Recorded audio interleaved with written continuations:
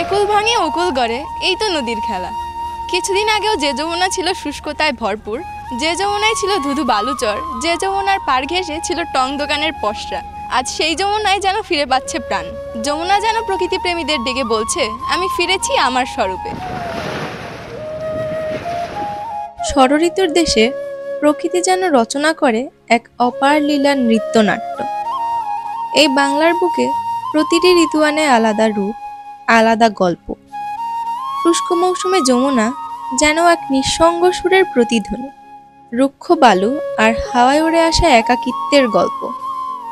নীরব, নিস্তব্ধ, অথচ গভীর, যেন প্রকৃতি নিজেই ধ্যানমগ্ন। কিন্তু বর্ষা, আকাশের কান্না আর নদীর আহ্বানে ফিরে আসে প্রাণের স্রোত।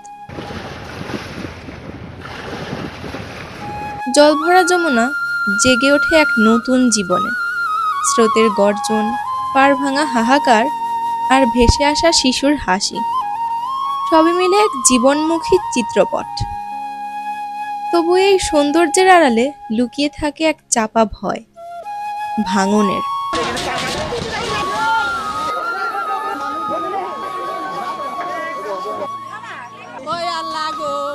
কারণ যমুনা শুধু ভালোবাসে না, ভালোবাসার ছলে কেড়ে নিতেও জানে। সে জানে কিভাবে গৃহ ভাসাতে হয়, স্বপ্ন ছিঁড়ে নিতে হয় তীব্র স্রোতের বুকে।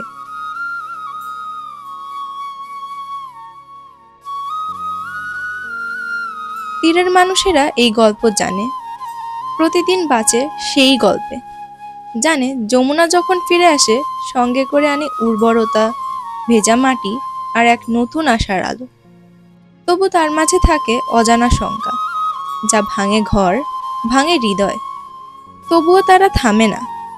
ভাঙনের ভয়কে সঙ্গী করেই তারা আঁকে নতুন স্বপ্ন, চোখের স্বপ্ন, বুকের সাহস। তাদের জীবন চলে নদীর মতোই, কখনো শান্ত, কখনো প্রলয়।